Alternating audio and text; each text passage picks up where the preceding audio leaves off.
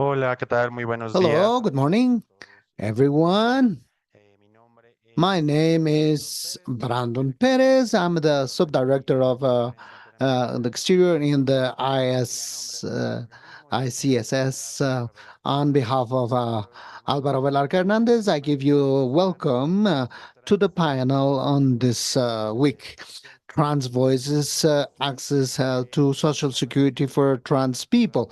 So before starting our session, I will remind our people that we have interpretation in Zoom and the social media so that you can listen to us in your preferred language.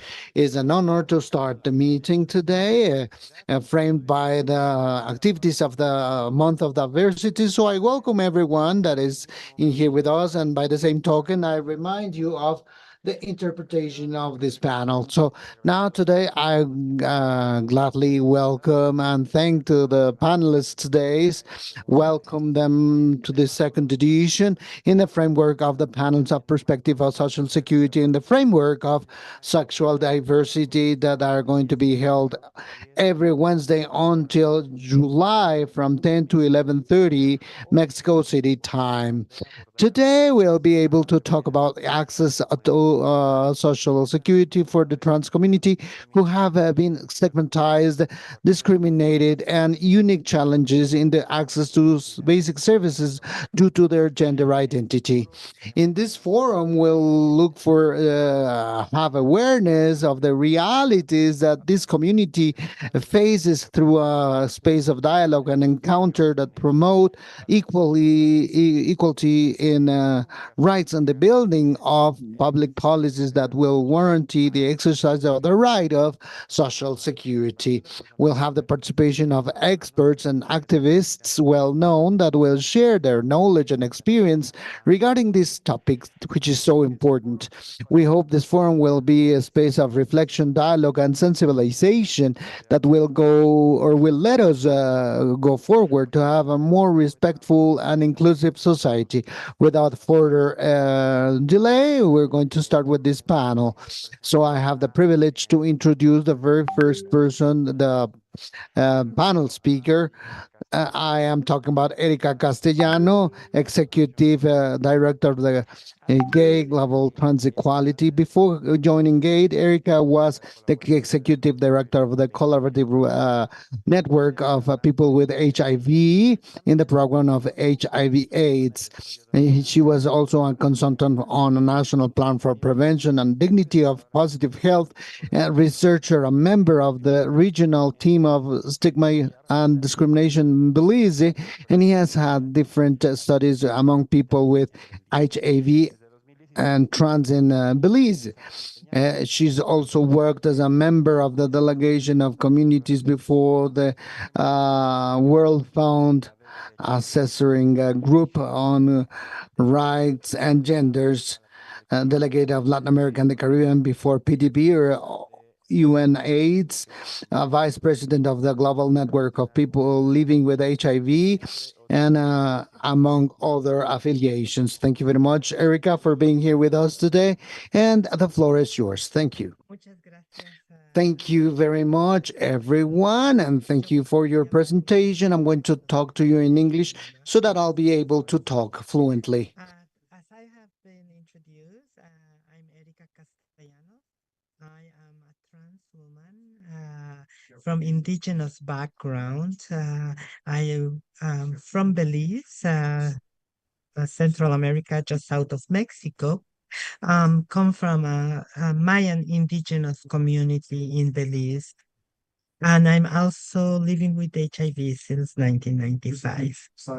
As a trans woman of color, and particularly a trans woman from indigenous background, I have experienced firsthand what it is to confront stigma and discrimination. Um, to be exact, the multiple layers of stigma and discrimination that I have been able to uh, experience. Disculpa, una pregunta porque estoy recibiendo un mensaje en la pantalla que confirme el lenguaje. From language. Yes, as I was saying, I have had an experience, unfortunately, from a young age. I grew up in a country where, when I was growing up, it was uh, illegal to be trans or to be gay, and it was punishable by law up to 10 years in prison. I'm happy to share that with a lot of activism, that law has been changed, mostly due to the, civil society getting organized and pushing back.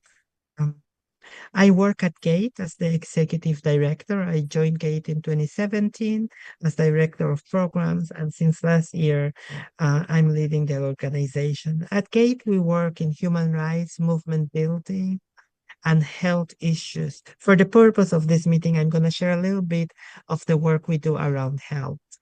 When we talk about health and we look at trans and gender diverse communities and look at the holistic needs around health, not just only gender affirming care, or in some cases, just HIV care, as we many times think of trans people, particularly trans women, because of the high incidence rate of HIV, as people whose health needs are only around HIV. Our goal is to ensure to work towards universal health access for trans and gender diverse people and be able to access health from a holistic perspective that is people-centered. One of the things that really blocks the access of healthcare for trans people are other related barriers. For example, the absence or the access to gender identity laws. Being able to have a legal document that recognizes me by who I am can mark a great difference, including in the access of healthcare. Nobody wants to go to a hospital and be called by a name who you don't identify with, or be referred to with pronouns you don't recognize. So I think having gender identity laws is also a crucial element for access to healthcare, but it becomes crucial for many other socio-political aspects also. For example, the right to vote, to participate in democratic purposes in our processes in our country, access to housing, access to open a bank account, freedom of movement. There's many things that can be impeded, that can present barriers if we don't have legal documents that recognizes us as who we are and exactly who we are and who we present to. So I think one of the most crucial elements, and if I had this little magic wand and there was one thing I can change in the world, would be to give all trans and gender diverse people access to gender identity laws. Because it is that door that unlocks so much opportunity, and it really trickles down. It has a trickle down effect in access to other social, cultural, and human rights issues. And these gender identities should be based in self-determination. We have been working closely for several years, particularly with WHO, the World Health Organization, and the International Classification of Diseases, which is a process that is led by WHO and its member states. ICD 11, which by the name 11 in 2011, really, did some justice, a tiny level of justice for trans and gender diverse people, in which it declassified trans identities and remove it from a chapter of mental health conditions. Now, that is a big thing because the ICD process already disclassified homosexuality many years ago. So this was something that was owed to the community. We still have a long way to go because it's not perfect as it is, but it's the start of progress. We still have other communities like the intersex communities that are deeply pathologized, where we still see medical torture happening in many countries and people's rights being violated, including doing surgeries without consent. Trans people also experience this in some countries, but I wanted to call particular attention to intersex people and intersex communities because we frequently forget this community within our family. So, another thing that is important is now that ICD-11 has been changed, we need to ensure that our countries, the member states of WHO that were in agreement, start the implementation phase of ICD-11.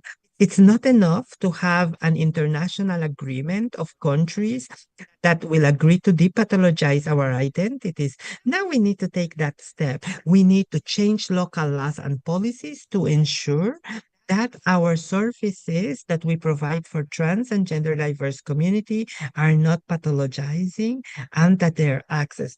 And I just want to make it very clear that we are not looking for special services.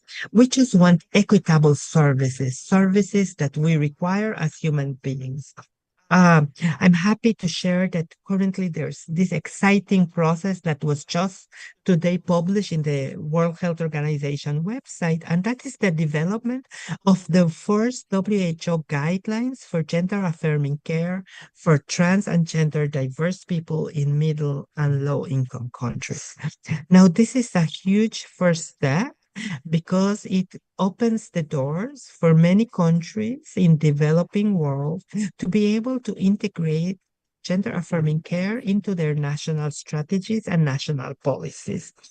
I want to just finalize by, emphasizing once more that when we talk about TGD rights, trans and gender diverse people's rights and access to healthcare, it is not this little, you know, shiny right that is out there that is only accessible to a small group of people. It's the rights that every human being needs. And that's the right to receive health access that is equitable, that is high quality, and is designed and implemented the way I, as a human being, need it and deserve it. Thank you very much.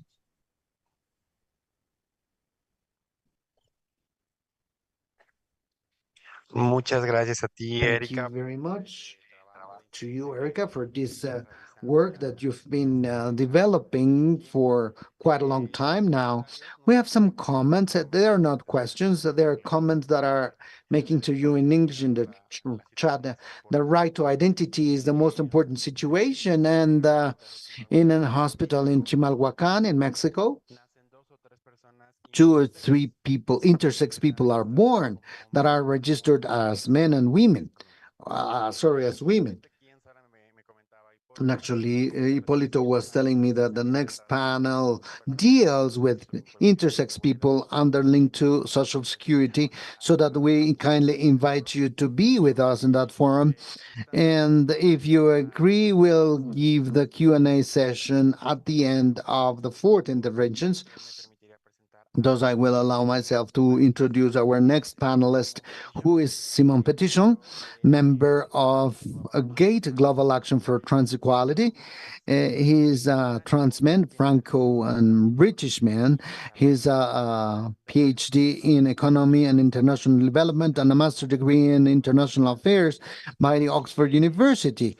He's been working 15 years in international policies and working experience in human rights.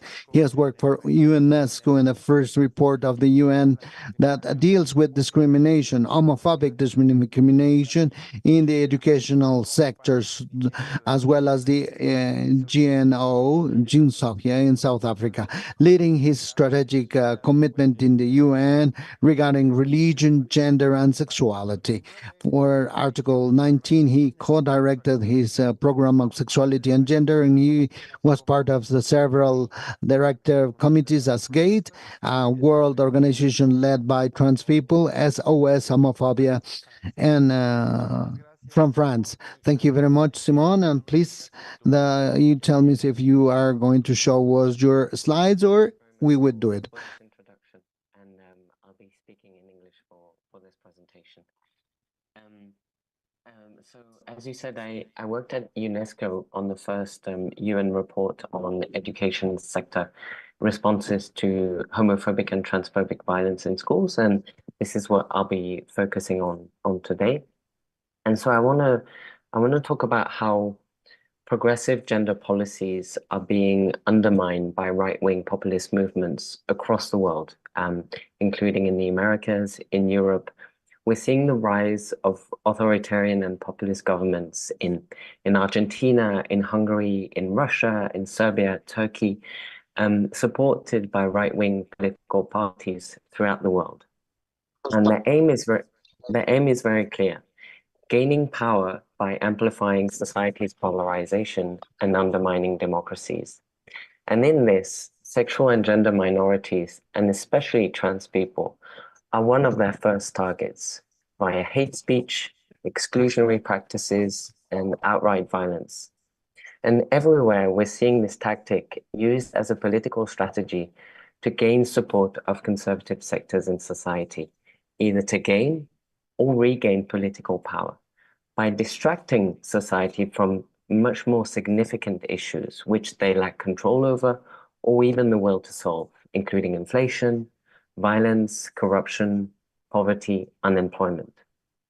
And this violence is spreading across all sectors, including essentially educational context. And we're seeing the result as trans youths facing enhanced discrimination and violence, offline and online. And this is deeply serious, as discrimination and violence faced in childhood causes lifelong implications on mental health, access to work, or even socioeconomic disparities. So here, first, I want to go back a little bit to what international law says and what member states have signed up to.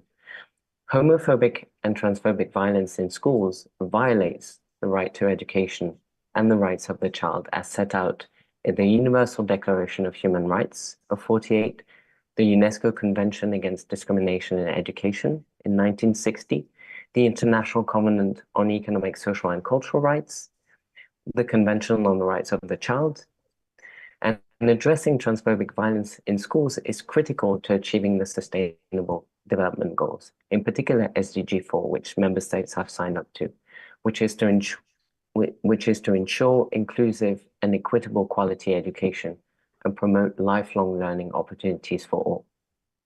Yet we are seeing conservative forces ignoring these and undermining the international human rights system, with trans youth being one of the first casualties. And I believe today we don't understand the whole magnitude of gender identity-related discrimination and violence in schools, because there's a lack of clear representative studies. Trans kids are too often not out. They cannot be legally out too often, or they even stop attending schools due to violence and harassment. But there has been an increasing number of research which is giving us an indication of how bad the situation is. So for example, UNESCO in 2016 launched the first UN report on homophobic and transphobic violence in schools on a global level. They looked at the impact of physical, sexual, psychological violence and bullying in classes, playgrounds, toilets, changing rooms on the way to and from school. And here's what they found. In Belgium, 56% of young respondents reported at least one experience of transphobic violence or discrimination at school. In Japan and Thailand, this was 68 and 55%. In Europe, this was 68%. In Canada, 55% of trans students that they had been bullied once or more during their schooling. And in the US, a third of trans people reported unfair treatments by teachers, staff, or school administrators. And this is certainly the tip of the iceberg. And as I was saying, more research is needed. And this research was done in 2016. Since then, in the past 8 years, we've noticed a resurgence of transphobic attacks in schools in many parts of the world. Trans students are targeted offline and online harassment, name-called, they have threats, malicious rumors are spread on them, they face exclusion, forced outing, unfair punishments from their teachers, refusal to choose their chosen names and pronouns, suspension, expulsion. And so the impact of this is very, very severe. First, on their education level. So some figures, for example, in El Salvador, as a result, only 36% of trans women obtain their certificate as a result of violence and exclusion in schools. Thanks for the slide. In Argentina, this was nearly half of trans students dropped out of school, either due to transphobic bullying by their peers or being excluded by school authorities. And more recently, we have figures from the Williams Institute in 2022. We have 55% of trans people reported that their mental health was not good for most of the time in schools. Or the Human Rights Campaign, which reported that 33% of trans people surveyed did not feel safe in school bathrooms. And this went up to 49% when reporting on safety in changing rooms. Stonewall reported in 2017, finding that 64% of trans students in the UK were being bullied for being trans at school. And 10% of victims were subject to death threats. And this, as I was saying earlier, has lifelong consequences on job security and even accessing jobs and even finishing schools, on their social integration, on well-being, on physical and mental health. And so, next slide, please. This increased public and widespread transphobia is led by a very worrying trend of what we call, and I'm sure the other panelists will talk about this a lot, a worrying trend of anti-gender movements. A set of actors who are opposing gender equality and diversity and argue against the idea of gender as a social construct, advocating for strict binary norms and saying that gender is fixed and equates biological sex. So this movement is, it's not just one movement. It's very complex, it's very fractured, it's motivated by different ideas, fundamentalist religious beliefs, conservative medical beliefs, but they remain united in their fight to maintain privilege and to control power. The anti-gender movements are only growing in power and geographical reach and becoming more and more successful in pushing back against trans rights, including in countries where we had seen progress in recent years. And I can think of Argentina and France, for example. And their strategy is the same. They use disinformation across social media and general media, disguised under the idea of protecting children, protecting women, protecting the family model, or even the freedom to express their opinion, or the freedom to have their religion and belief. And if we look deeper, what we see is that as capitalism is increasing and socioeconomic inequalities are rising everywhere around the world, insecurity is on the rise, and political leaders are finding scapegoats for the failure of their policies. And these scapegoats today are the trans youth that we're seeing. This is proving to be a very effective tool for them. But this is having repercussions not only for trans youth, but for society at large. As discrimination violence is on the rise, division is multiplying, climates of fear are being installed, and wider issues are not being solved. And so here, I want to take the example of the country of France, where I'm from, where I grew up. Next slide, please.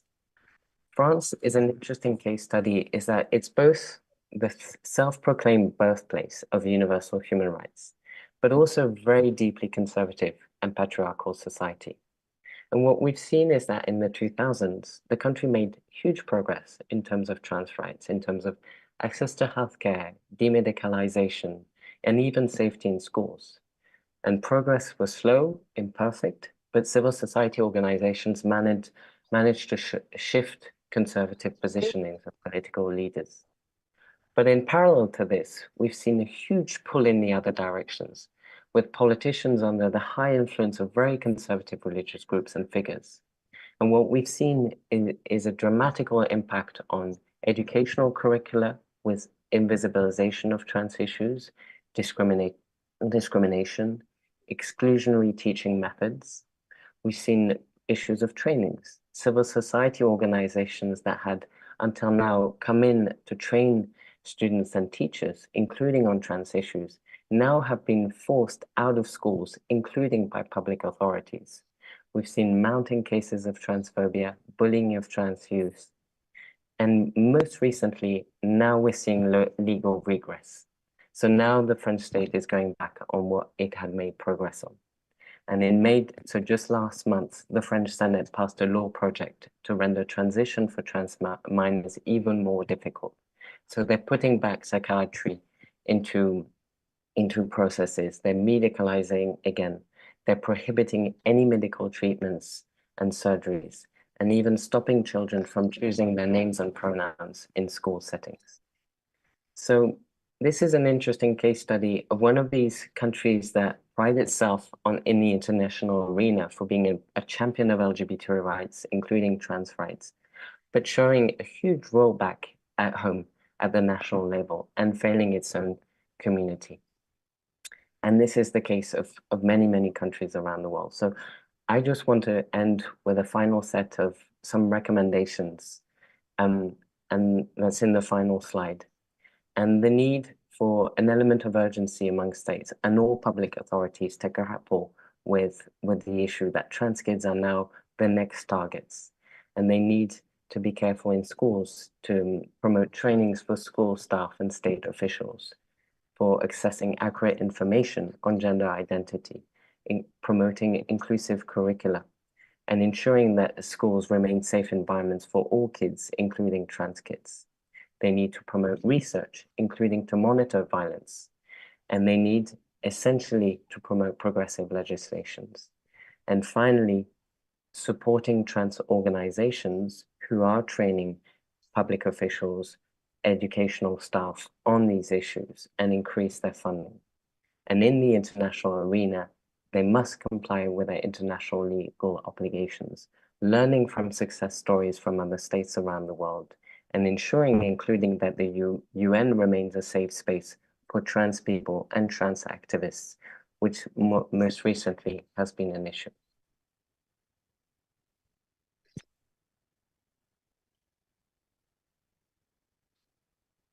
Muchísimas gracias, Simón. Aprovecho Much, para Simon. I take advantage of gathering all the comments that we've been getting from people that are online. First of all, on behalf of Braulio, he reminds us that we have trans feminicides or killings to trans people. We're the second place worldwide that has killings to this group of people. Olga tells us that it's basic what you're saying. It is important to see this, because if we do not see this integrally to the human being, we are violating their human rights. She thanks for the space. Braulio also says that here in the country in 2020, a protocol was passed that includes 4 guides on how the public servants must help the people from the LGBT community. But nevertheless, they say that not all people are aware of this, and that those are some of the comments that we have. Well, then I say that here in the conference, one of the work lines that we have is culture of social security, which is education from the very first stages, focused on what it means to have social security. Nevertheless, what you said about including a little bit of education to avoid homophobia or transphobia in educational spaces is pretty interesting and a good practice that may be implemented. And also tell you that here in the country, Mexico, certain university centers, it is mandatory to have a subject of on gender equality or diversity, but it's until you're at university studies, not in the very early ages, but in the higher education levels. So I will be glad if you remained here so that we'll have four interventions and then we'll have questions from the public. And thank you for accepting the invitation, Simone. So now we're going to introduce our next panelist, Carla Guardia Pastrana, who's the executive director of Igual Living. She's a lawyer and just of a facilitator, feminist facilitator of human rights, LGBTIQ.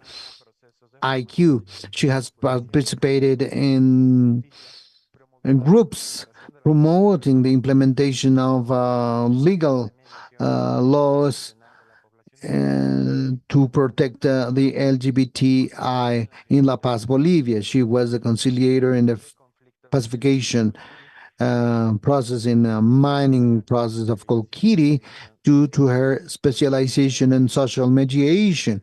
She's a promoter of Law 807 for transgender and transsexual people in Bolivia. To recognize legally couples of the same sex, and she was the projector of the law project of hate crimes that recognizes the exercise of human rights of sexual diversity in the plurinational state of Bolivia. Please, Carla, and thank you very much for accepting the invitation. Oh, hello. Good day, everyone. Well, first of all, I want to thank the Inter-American Conference on Social Security to give us this space, which is the month of Pride, which is pretty important to visualize ourselves. But most importantly, now I'm thankful to share this space with my colleagues Erika, Simon, and Franco.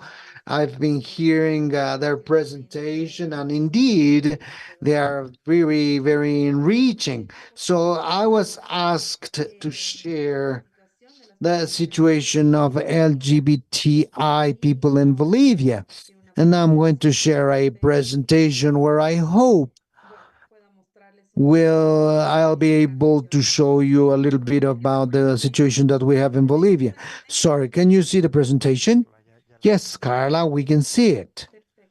Perfect, thank you very much. Well, let me tell you that in Bolivia, from 83 to 2016, we could have changes in naming, trans people. Unfortunately, this was a legal process, and every process would take 5 minutes. I had the chance to have like 2 or 3 processes where you actually had to convince the judge that you were a trans person. So the whole process was full of right vulnerations. So these several women and men, trans men, together with some assistants, were able to consolidate a gender identity law, which is recognizing the right to identity, not discrimination. And all this comes from our political constitution of the state that from 2010 recognizes sexual and gender diversities and people and men that are trans and transgender. This law of gender identity by its nature was a very welcome worldwide. In Bolivia it has like 7 requisites. It's easy and operable for operators. Justice operators and the administrative bodies. So it hasn't been a complicated thing, the execution of this new regulation. The first impediment that we had, it had to be for people older than 18 years, for single, divorced, or widowers. This has diminished the well-being of children, and because unfortunately that was their justification. We had an article in this gender identity law that established once this change was done, and a person could have all the rights and obligations contracted to the human being. Unfortunately, after 6 months, this identity law was passed. We presented an unconstitutionality action. There were sectors against the rights that were demonstrating, social media campaigns, and everyone saying that it was against religion, against children, against women, against gender. They will always justify, and you'd see these strategies can be seen in other countries. Unfortunately, the Constitutional Tribunal issued a constitutional law that limits four rights to trans men and women in Bolivia. A man or woman cannot get married, not a free union, which is another figure that we have. It is also prohibited to adopt children by trans people, the confidentiality of their paperwork in certain activities, and the political participation due to the we believe yet in Bolivia that transsexual woman, once she is a candidate to any political position, is taking the space to a cisgender woman. So then we have elections, and there are no trans women that may participate. But well, that's a story that we'll see how it ends this year. Some other difficulties that we have faced based on the gaps in the regulation, they are the children of trans people. Unfortunately, there are many trans men that have 2 or 3 or 4 years old kids, and they do not have a birth certificate up to now, not even an identity or DNA card to identify themselves, because it's not in the process. The instances that are in charge of this registration, they do not want to acknowledge that are trans men. So childhoods and adolescents that are trans. So imagine all the social security of trans people is uh, uh, frightened by spaces and instances. In Bolivia, there is no coverage in the social space. And as for health, there are no trained people for the health care of trans people. Well, this law 807 wanted to promote scholarization and professionalization, getting rid of educational drop off. Now we can see that when Simone was sharing some experiences about bullying topics, unfortunately, bullying also appears in Bolivia, not only by the workmates, but also by the discrimination of teachers, directors. And as we know here in Bolivia, younger people than 18 years old, they cannot have their identity changed. But in schools, they don't want to talk about this. In the internal registrations, they do not want to acknowledge the gender activity of adolescents and non trans children. In the access to work, we have educational drop off. This reduces the possibility to have a good job. Unfortunately, the work situation of trans men and women is very precarious. Many of them have temporary jobs. Many trans companions exercise sexual services because that's the only means of survival. There are no specific working inclusion laws for trans people. There are many trans people that are working, but they start the transition stage, and they may be a cause to call them out in the private and public sector. And there is this thing, you're the head of a certain area, and overseas you're going to go to the deposit to do inventories. We know how these cases are like. So, and as I told you, the healthcare topic, there are no friendly places, that safety is not guaranteed for trans men and women. Physicians are not sensibilized. Erica mentioned that it's pretty difficult for a trans man or woman. It's difficult for them to go to the doctor, and the doctor would call you by your previous name and not the name that you identify with according to your gender identity. Unfortunately, despite having this gender identity law, we still have these situations in health centers, and the impact of social and mental health is pretty high in trans population in Bolivia. So I'm going to give you the presentation. I'm rushing a little bit because I do not want to forget of anything. In the social aspects here in Bolivia, there's a religious tradition. We do not respect the laicity principle, machismo, and other patriarch practices in society come from the actual public servants. Public servants, once you go and try to do any kind of paperwork, they don't have idea how to call you. Once you have had your change of a name and identity, there's still this machismo, and to reveal the trans identity may have as a consequence to stop being considered as objects to right, and also deserve to be discriminated. There are many cases. In the case of trans men, we try to work with people that the LGBTI community. Most of the times we have some problems with discrimination, or when those people that are trans and people get to know that they're trans men, they're uh, fired from their jobs. And trans women are not included in a national law against the discrimination and violence against women. So it seems like trans women are not women because they're not included in this national law against violence against women.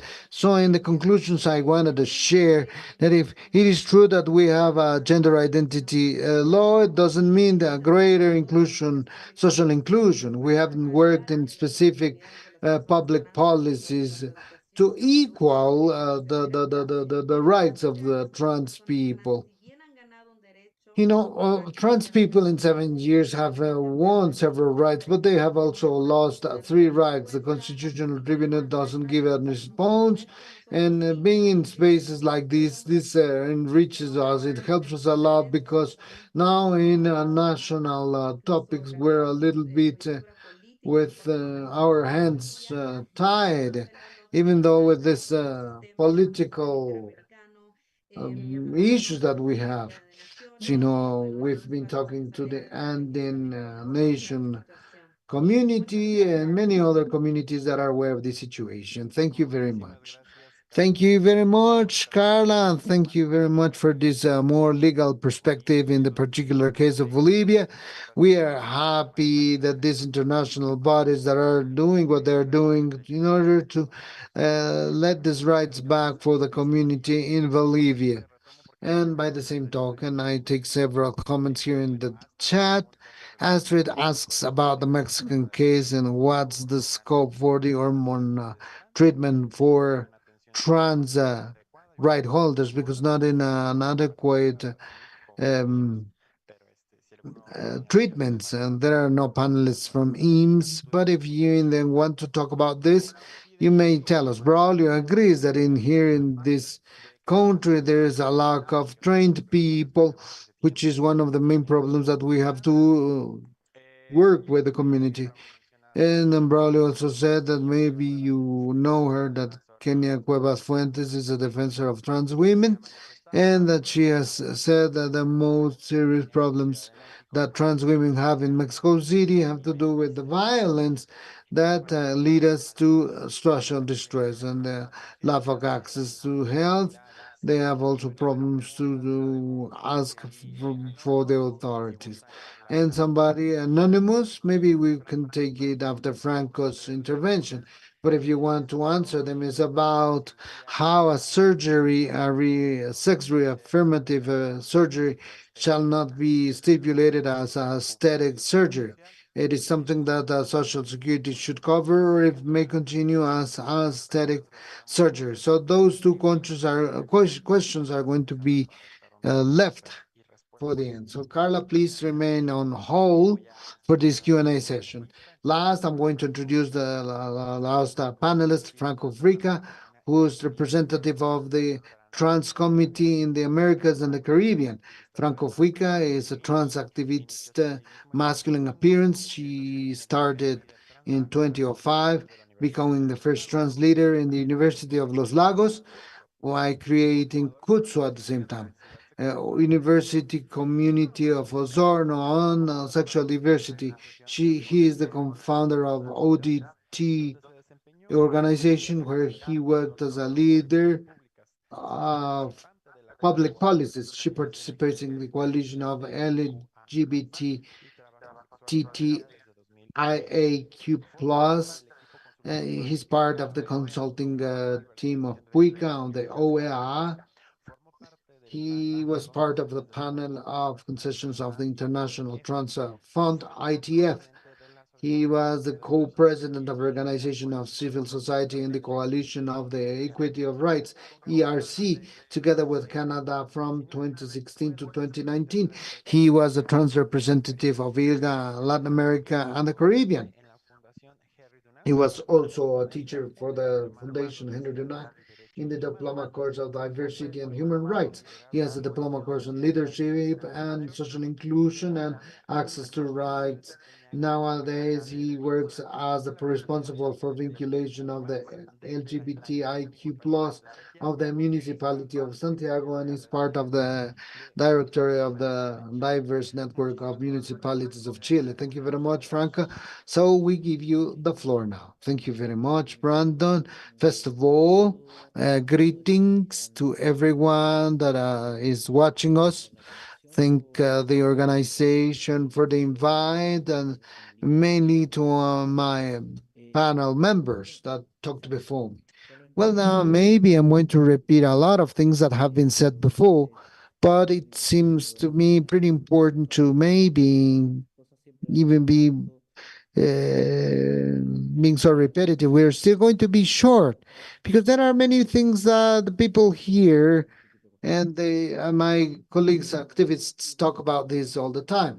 But the first thing where I focus myself to talk to you now is that we understand that Social Security is something that should be along with us our lifelong, and give us what it says, security in order to live, mainly in the most difficult times that we have to go through.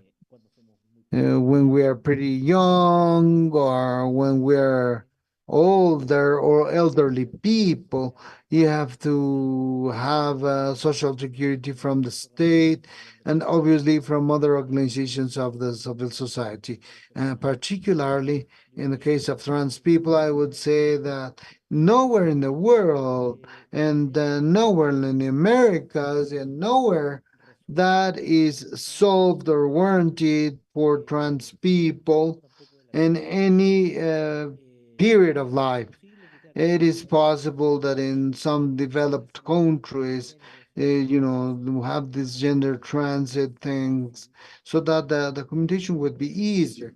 But even though we're always threatened by anti-right groups, by radical feminists, trans excluding groups, threats from the governments in office that make all the rights tremble that we've been conquering for a long time, and it has been pretty difficult for the communities, like is in the case of England, that had a clinic to have gender affirmation transits through hormone surgery and other things. So, talking about uniforms, it was a bad idea from Reino Unido government, giving living people without any response. And as this happens in the United Kingdom, a more developed country, culturally and economically, at least that's what we see from the Americas.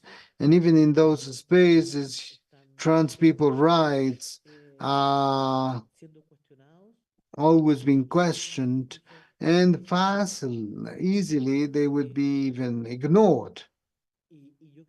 And I believe this is where we have the importance of this kind of panels and this kind of conversations, because we're talking about a population that is not that little. There are some studies that tell us that between 3 to 10% of the population may be trans. So we're talking about a population, a portion of the population in the whole world that is constantly seeing their rights or his rights to go vanish in your eyes, in your hands, and even not to be completed. When we talk about right, we're talking about the right to life. And talking about this right, I believe my companions talked about this in some way. I would say that it's something that states have not warranted for trans people. Our security to live, trans people, and it was also said in several states of South America, they are one, at least in Brazil, is killed, and in other communities in Mexico. And that doesn't mean that we have a public policy that would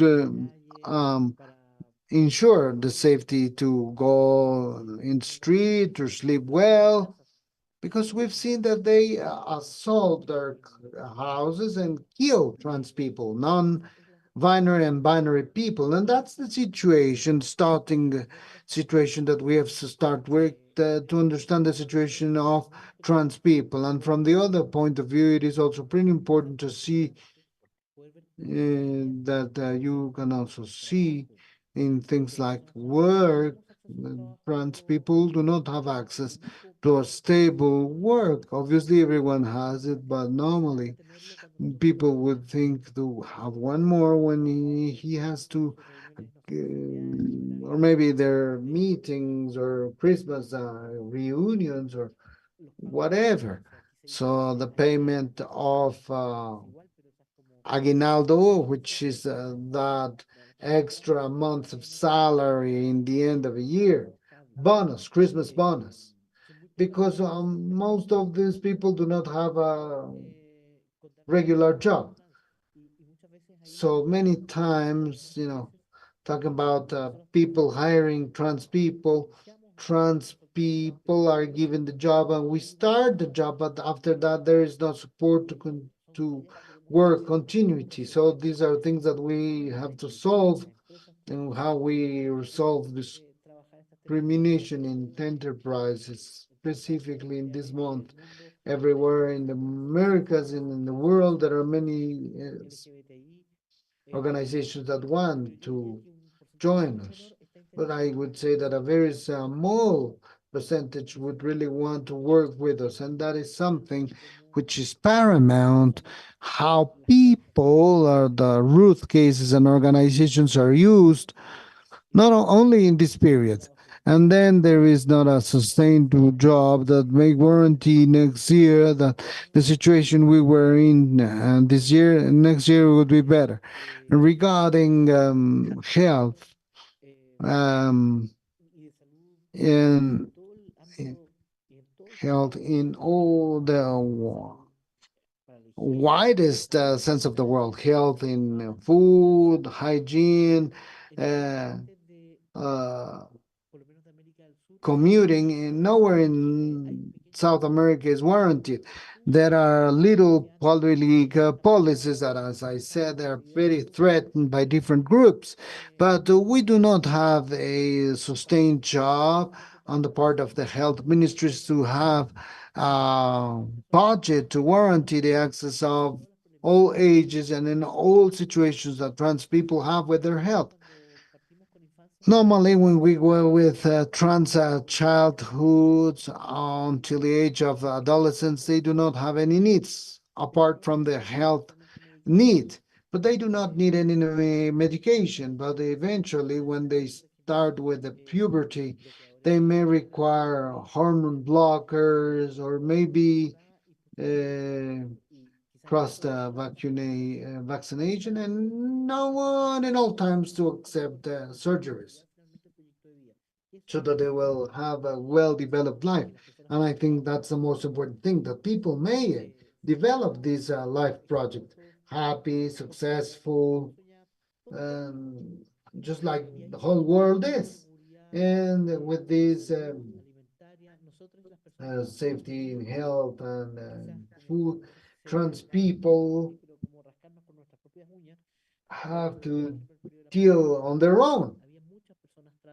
Like, for example, in the pandemic, where there were many trans people that didn't have a job. It was the actual communities that we started giving solutions, not from the government or the companies or the other societies. Another thing which is paramount for life is to be able to study. In several parts in America, studies are mandatory, probably until the secondary level, but that doesn't mean there are no retention plans of trans students. They normally leave education at a certain point because there are no public policies that may warranty their staying at school or space at school that would allow them to develop all their capabilities for very simple things, because they do not allow you to use a social name, the uniform that you want, etc. You wear what your sex tells you. So that generates a terrible situation in mental health for students, which normally ends up with dropping out of school. And there's this other space of security, which is job. Many trans people cannot work because they do not have a training nor preparation to do it.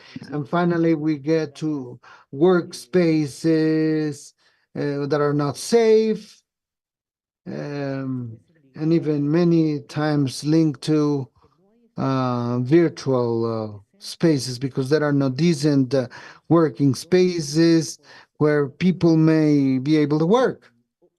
Another topic that seems to be paramount in the time that I still have, the life expectation of trans people, according to some research in Argentina and validated by Inter-American Association of Human Rights, trans people live 35 years of age. So the normal thing would be that everywhere in America would have a life expectancy of 70 years for men and 77 for women, but trans people is half the way. And if you think it over, it's maybe, is it the right that I only have a right to have half of my life? The last part where we die was actually because we didn't think of this.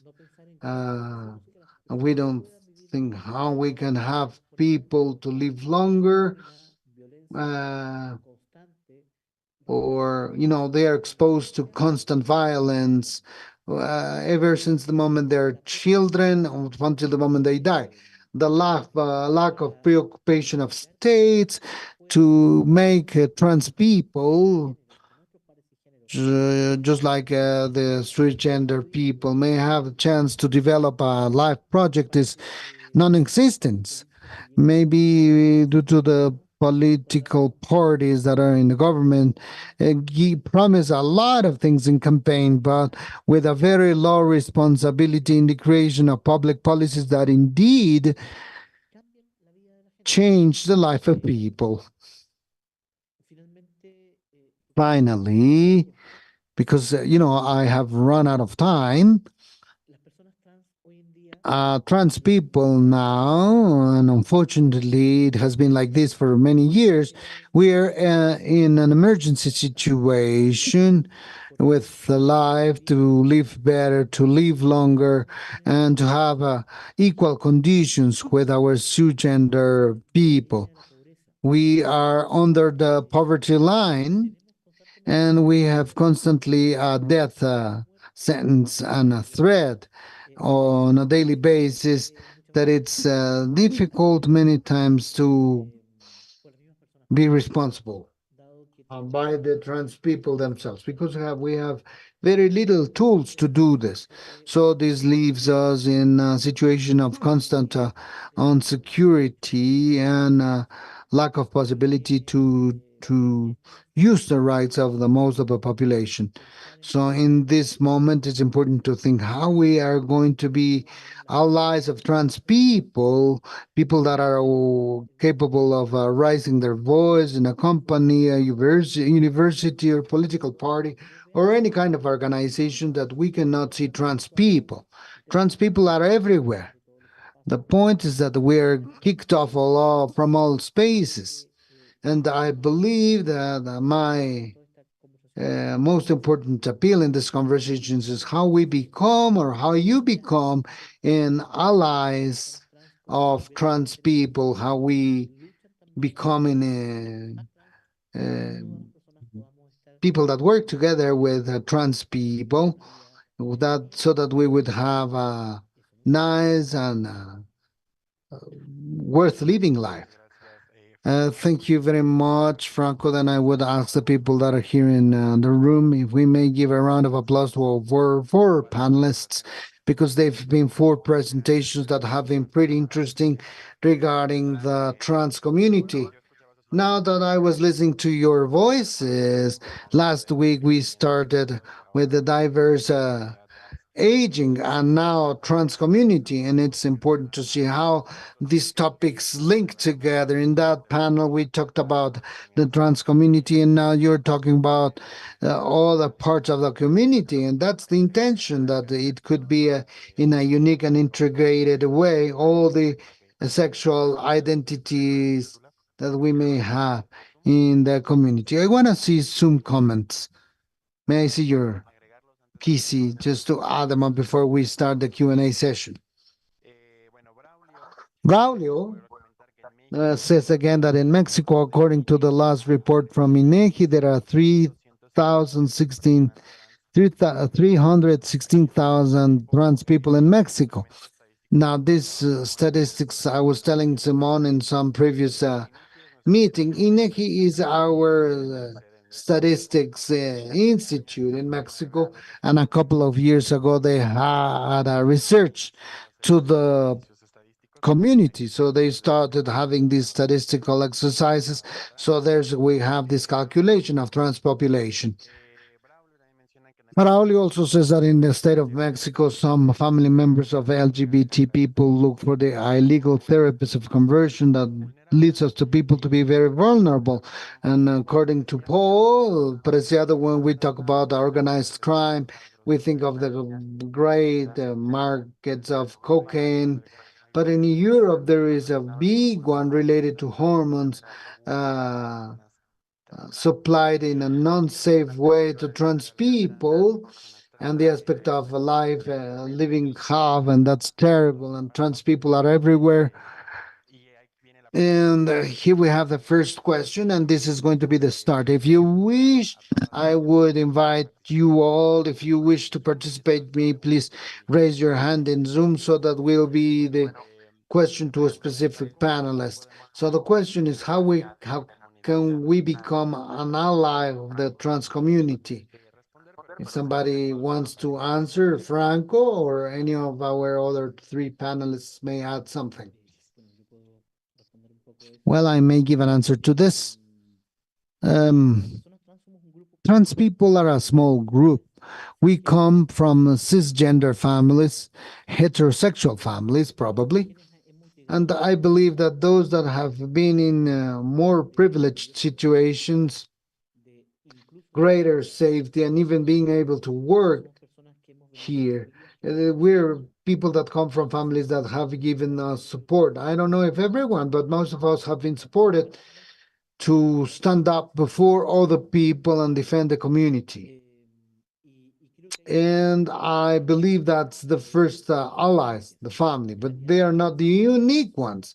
Allies may be any person that having some sort of capability to influence in a business or government or health education process, whatever it is, they're able to see a equalitarian perspective to a trans person, keeping in mind that many times to enter a job, we are not going to have the enough experience, but we'll be able to get the job in some way. Regarding education matters, we're not pretty well either. Maybe we do not have the best notes, but we are really willing to go forward. So being an ally is even sometimes, becoming an ally that gives $10 a month for an organization. So becoming an ally is understanding indeed the person the trans people have us for living better, and the people that may help us do it become automatically that. And so living in a better world is not only about making an effort, but that everyone would see that there's a group that has been historically vulnerated and has been unfavored based upon prejudice and ignorance and the ideological parts and style, like for example our religion sometimes, and that a person that is able to work not only in the macro but also in the micro part of things, and making an effort for a trans person is an ally. So that's my appeal, to become an ally that would do something micro. It's not necessarily to for him to be a senator or a deputy in the country. So, but that they may have a little, help with trans people to collaborate, and so that we would live better in anywhere in the world. Thank you very much, Franco. I don't know if there is another panel member may want to respond to this question. Please, Carla. Yeah, completely agree with Franco. I want to tell you a very quick experience in this name changes in Bolivia. There have been people that have been technical secretaries that have been uh, able to make these processes. We were not changing the world or the society, but it was a right of trans people to exercise the identity right. So they had a change from their desk, from getting the paper, not impeding. So from those actions, there are people that are allies. It's not only going to the demonstration with the flag. No, no. As Franco said, from a donation, a contribution, from your place, and tell if you can help a trans colleague work if he's being discriminated. Those actions are important, and they change the life of trans people. And those people, of course, will become allies of the population. Thank you very much, Carla. Please, Erica. Yeah, thanks, Franco and Carla, also for sharing that. I believe that for a person to become an ally, there's an element which is paramount, which is respect. Many times people think that in order to become an ally with the community, they have to understand what it means to be trans. Nobody who's not a trans may understand what it means to be trans, but that does not impede you to be empathic and based our relationships on between humans on respect, giving the fact there is respect to the uh, people. I think there might be a lot of allies. Now that I have the voice, I'm going to make some comments about the questions that I have seen online. There are some questions that really caught my attention. For example, question to operate breasts of people that have backache. My answer is yes, of course. We have to have surgery to people that have a backache if it is because of their breast, and if it is necessary, that wouldn't be a aesthetic surgery. That would be a health need surgery. Keeping in mind that I would like to share the definition of what health is for WHO. Health is state of complete physical well-being, mental and social well-being, not only the lack of diseases. So based upon that definition, we do not have to look for diseases or affections. It's the well-being of the people that has to be attended regarding health. And another topic that you were mentioning about hormones and the use maybe not prescribed.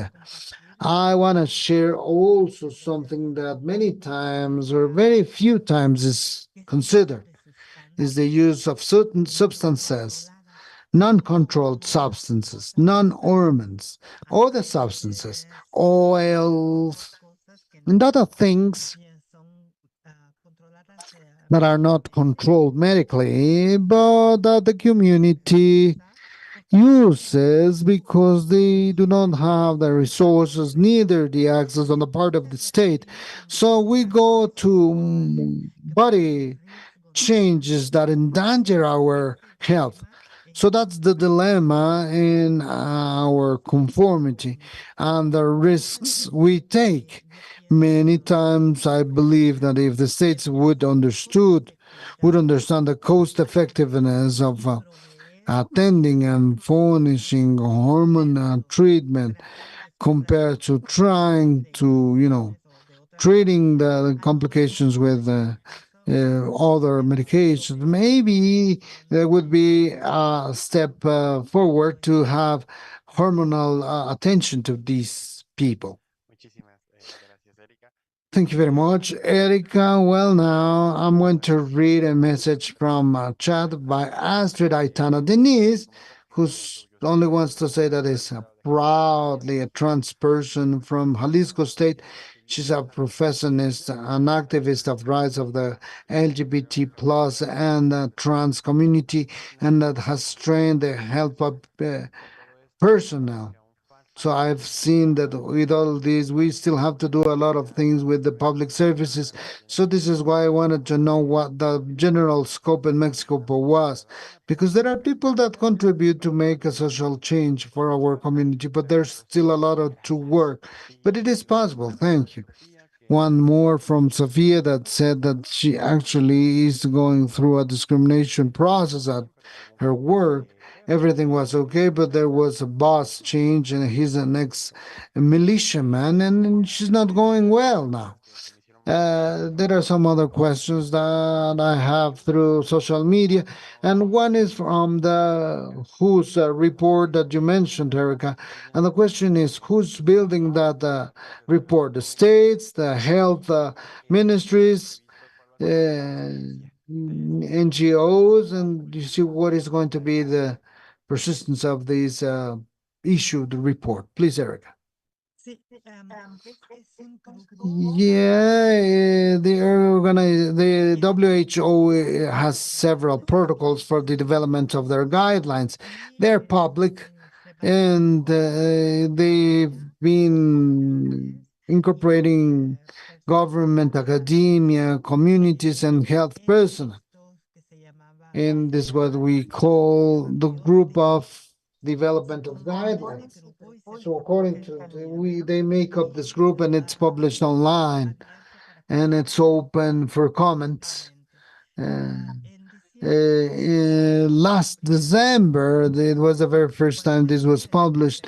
And when I finish my intervention, I'm going to give you the online link so that people may look for it, where that publication is. And there was a lot of barriers, organizations, and people, anti-rights and anti-gender protested a lot, but there was a lot of support too. So these guidelines are developed not by the states, they are developed according to the guidelines and regulations developed by who, and approved by the members. The guidelines on how we develop these documents, and what we have to do is to follow those guidelines. And I'm going to share the link so that you may get more information. Perfect. Thank you very much, Erica. That gives us more clearance Yeah, there's a chat comment that Claudia sends. We need the support from governments in physical and psychological and social security health.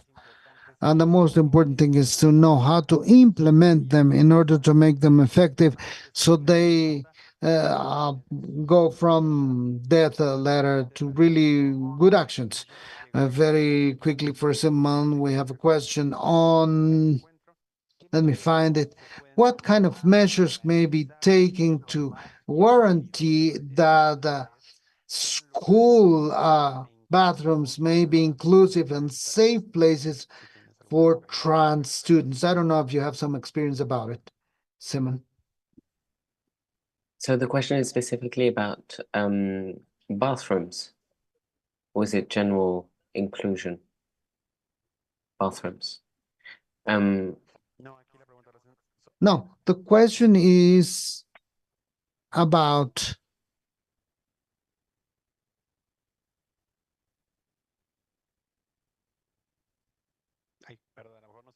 Sorry, maybe you didn't hear me.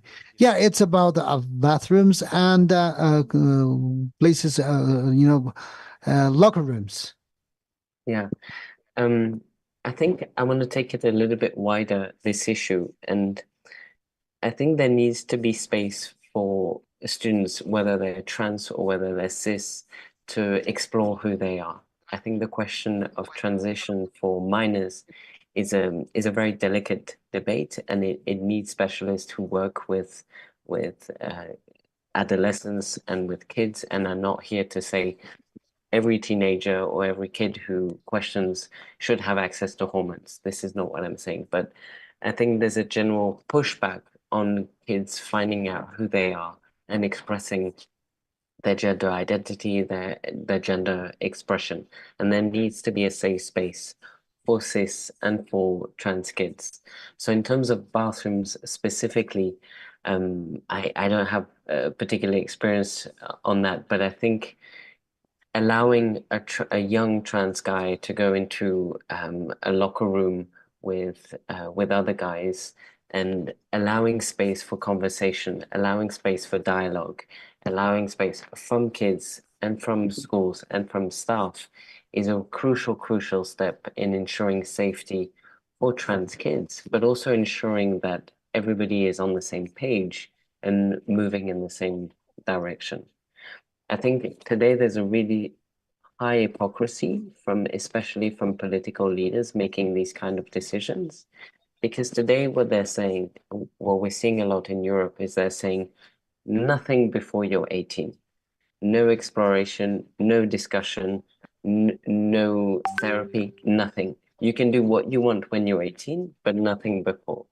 But how can you know who you are at 18 years old if you haven't had any space for conversation in your family, at schools, with staff, on gender identity, on gender expression? This is, this makes no sense. You can't not talk about anything for 18 years and then at 18 say, okay, I'm ready, and now I'm going to be able to take testosterone. There needs to be that space for conversation with professionals, health professionals, with educational staff, and with kids. That's my answer, a long answer. Muchas gracias. Thank you very much, Simon. I see Astrid Aitana Denise Tenorio's hand raised. Fair, may you please help me so that she may speak? She's uh, part of the public. Astrid Aitana Tenorio González.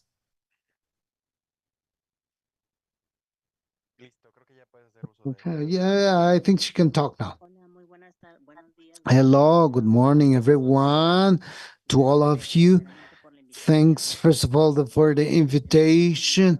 First of all, I would have loved to be there in person, but the truth of the matter is that I'm really interested in the topic. Giving an answer to the previous question, which is important to answer regarding the restrooms, for example, in here in Jalisco, from my job, we've been dealing, training people, especially regarding school places, because I have had some cases in university. I studied at the University of Guadalajara where teachers ask, which bathroom is she going to go to? The women bathroom in the case of women, or the men's bathroom in the case of trans men. It's still in force, but with the trainings that we've been furnished to the authorities in the universities, we've been telling them to respect the gender according to the bathroom that corresponds. But some years ago, there was some debate of creating a neutral restroom. That means a neutral restroom would be occupied by trans people that do not identify with the CISS heteronorm, and this has worked this way too. But from my point of view, it is still a discrimination because we are being excluded. So in this way, I continue to recommend to train people locally. There are some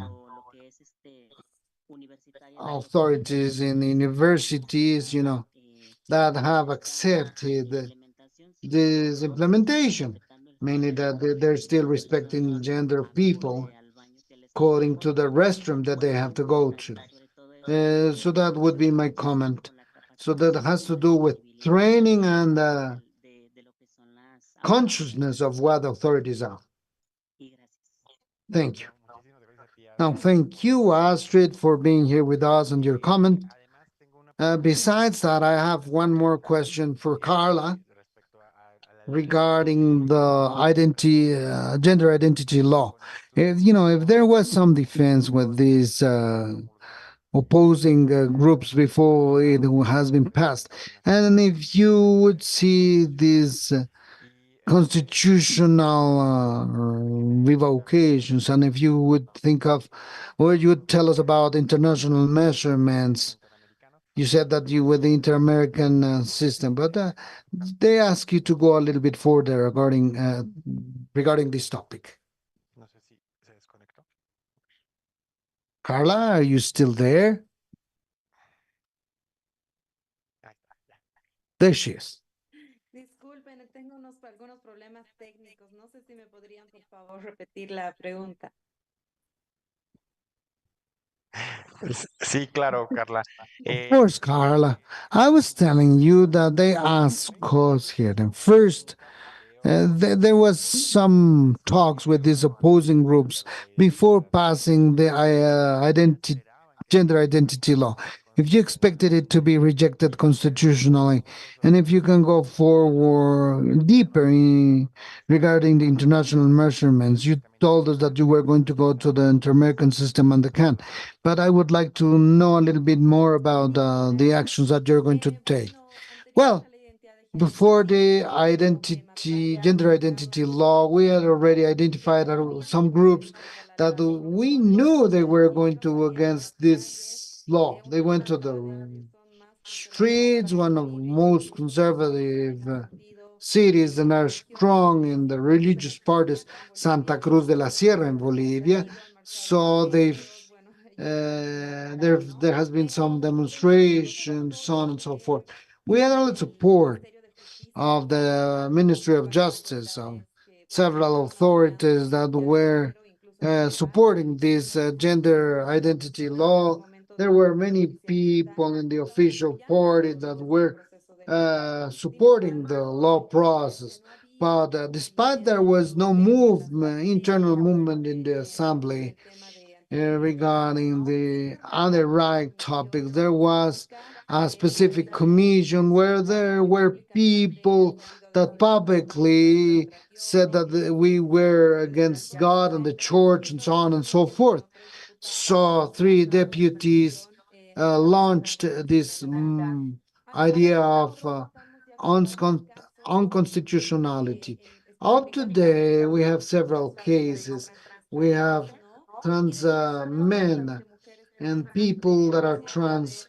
We hope to go forward regarding the topics. Some maybe candidates for next office, and through this finish the constitutional processes installed in Bolivia, so that by the subsidiarity principle, we may be before the Inter-American Court and present the cases of people that whose rights have been vulnerated. And so we are also promoting several resolutions before the Andean Community of Nations that affect the LGBT community. And we know many people that see these topics where they talk about family issues, they talk about discrimination, so on and so forth. So we have all these tools trying to move them all through different spaces. And sorry, I got offline a little bit. I don't know if I just wanted to stress comments. A question on what we thought about the last elections in Mexico and how it is that unfortunately there was candidatureships supplantation, and all the people that are with us to invite them so that they may participate, to look for us in the social media, because we have an observatory, a Latin American and the Caribbean observatory, about the vote of trans people. So we have had a communicate regarding this topic, rejecting all these candidatureship for LGBTIQ people. Thanks. Perfect. Thank you very much, Carla, for going deeper in this question and the platform that you're talking to us about. And we're going to spread in the blog. Finally, I have a last question for Simon. What is your perspective or thoughts about the parliament in Europe elections, if this conservative speech will continue in next legislation in Europe, or if you believe there might be a more progressist trend? Would you say something about it, Simon? Sure. I think in Europe today we're seeing, it's very much a 50-50 division. It's an extreme polarization. There is the rise of some left-wing governments. We're seeing that in Spain, for example. We're seeing the French left-wing becoming stronger and stronger for the upcoming elections. But we're also seeing a backlash in terms of how much the far right is pushing against that. And so we see them already in place in Italy, for example, in Hungary, and they may be coming into power in France. So in terms of what happened in the European elections, the far right did gain some seats, not as much as we expected, but they are gaining in terms of influence. And they are gaining influence with more moderate right-wing parties as they are working together more and more.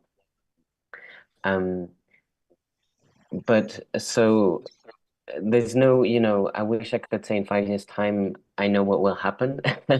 This is an ongoing fight on a daily, weekly basis. France may be gearing to the far right in its next parliamentary elections in 2 weeks' time. And if one country shifts, that has an impact on the whole of Europe, because then collaborations are done amongst far-right parties. So right now, the European Parliament is fairly balanced, but as we're going to see more and more national elections, including in France and other countries, this will have an impact on how the Commission is set up, how the Council is set up, and so this will inevitably have an impact on Europe as a whole. So it's not as bleak as we were expecting after the last European elections, but it's not looking very good either, and we need to keep fighting. And I'm sure Erica would like to say some things, as she is based in the Netherlands and is following this as well. En Países Bajos. Erika, ¿quieres hacer uso de la voz? Por alusión. Sí, así pues, Erika, rapidito. would you like to say something? Yeah, pretty quickly. Es muy difícil quedarse It's pretty difficult to remain silent when we talk about this, but indeed, we are seeing a step back, a political step back. In the Netherlands, for example, we saw the result of the recent elections, and also the very same thing happened in the elections for the European Parliament on the part of the Netherlands. But also one more preoccupation because they are developed countries that export their ideologies. They export them with the financing and restrictions that they set. The northern countries, we are worried about this election because of what comes for the whole world, especially with the projects for LGBT or health issues like HIV. And regarding topics like BEFAR has not been passed yet, it had a 1 year approval, and this kind of initiatives is becoming stronger by the anti-right people. Thank you very much. So I think polarization is not only in the European region. I don't know if Carlo or Erica would like to say something about this. Franco? Yeah, of course. In Chile, actually now we are in a fight, struggle, a brawl derived from what happened in England with a report which is a CAS review, where they say some way that the hormone blockages for trans adolescents and children would generate a lot of damage to trans children and adolescents. While we think that cisgender adolescents do not suffer from anything with this kind of situations. And we understand that in this case, is particularly in this attack against the trans rights, it's not always the same and the rights we are aware of. And it's ultra right wing and ultra religious people. Now, here we have feminists, radical feminists, and trans. Those are the that are behind, and they push this kind of political movements. So I believe it is important to have this overview of those that are against the life of trans people in different ways. Because we may think sometimes that they were the only ones that are linked to religion, but there are more people now that believe that trans people are doing a work against the fight of women. And that's not truth. I'm a person that is able to say that I believe that trans communities have gone forward uh, uh, together with the struggle of feminist women that open pathways in order to have another way to look at the world that we live in, that we may question the gender, the bodies, and that we may be able to use technology to adequate our gender expression and what we feel. And giving that idea, I believe it could be even more terrible. I believe that in Mexico there are some people that are gay, lesbian, and transsexual against trans people. And so we have to see the hate there is for against that those that question technology, bodies, and gender. We it seems like that we are to blame, and that makes us feel that it might be our responsibility to keep human species, considering that we probably are no longer the 10% of people, while 90% of people may continue to reproduce. So I believe there is a lot of information uh, that is moved everywhere that limits the rights of trans people in different ways. So I believe that we have to be aware of this. And as I said at the end of my talk, I think that the human being is being aware of these kind of things, where they come from, and who we give ear and who will not.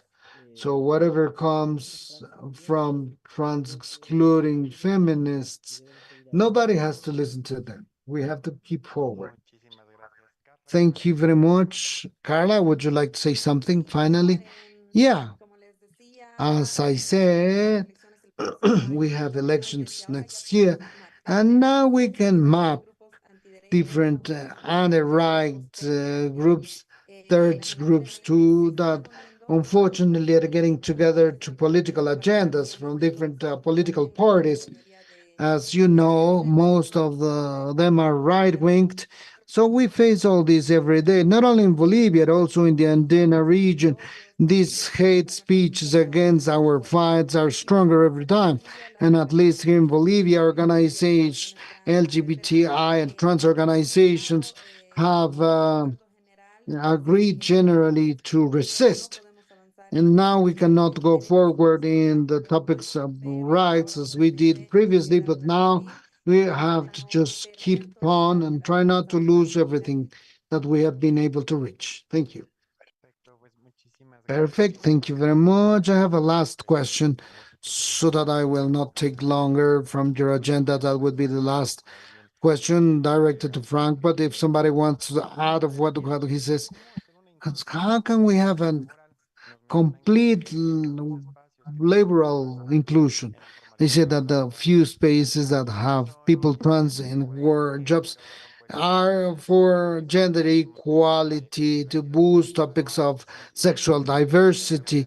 And if you believe there would be a strategy that we may have to have a complete inclusion of jobs for trans people.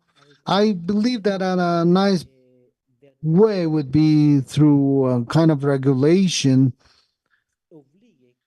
that may force or suggest strongly that there would be processes of hiring trans people and accompanying trans people. Trans people are sometimes afraid of having a job and working with people that are not aware of the constant blockage and mistreatment that they have suffered in different spaces, either in the family, in the public space, at school, etc., and in the jobs. So there's a lot of fear to start a job. So I believe it is important to think of having regulations like, for example, in Argentina, and the occupancy, trans occupancy of jobs. But it cannot just be warranting the income, but also we have to warranty the whole process until eventually this person may be able to do the things in his or her own. So psychological support is super important. So many people, trans people that are trying to work now that have gone through different ways of getting money, which means that they might not have tools how to be on time, to be there 8 hours working or even more, wait for the end of the month to get money and not having money on a daily basis. So there are many trans people are not used to this because they need time to be organized. So, but I think this is an option. And on the other hand, we have some capabilities to be entrepreneurs. They can work independently, to train in different jobs and have safe portals so that if somebody needs a plumber, there is a website called Contrata Trans. You can have this person there, how we hired from there, so we can have the opinions of other users, so on and so forth. So safety has to be both ways, not only when we hire the person, but also to be able to go to perform a job. So the fact that we might find a psych or somebody that is going to be a tool to kill a trans person. That's something that is going to be always there. So it's important not to get frightened. Sorry if I said something that might cause you to be frightened, but I believe that we have to do a systematic and comprehensive job. It's going to take a long time, but we have to do it sometime so that we can make sure that trans people may be everywhere at every job and be as successful as any other person may be. Muchísimas gracias. Thank you very much. I don't know if somebody else would like to say something else. De no ser así, No. Otherwise, we are closing our panel, so we wouldn't take no longer from your agendas. I would kindly ask you to remain with your camera on so that our communication team would have a follow from the panel that will be published in the social media from the conference. So in the meantime, I want to thank all the people that make all these panels possible in a team here, the technical teams, interpretation teams, communication teams, and all the panel members that accepted the invite from the CSS and the people online, and invite you that next Wednesday you may be here with us talking about intersexual people and their link to the social security. And my last intervention would be to invite everyone about the blog that the Inter-American Conference on Social Security has permanently created to deal with diversity, sexual diversity topics, where we would love our panel members to be with us in the initiatives that they have shared with us. So I say goodbye. I remind you my name. I'm Brandon Perez. I thank you very much for your time, and we'll see each other next Wednesday. We'll leave you with the blog video. Thank you very much, everyone. Gracias a ustedes. Thank you.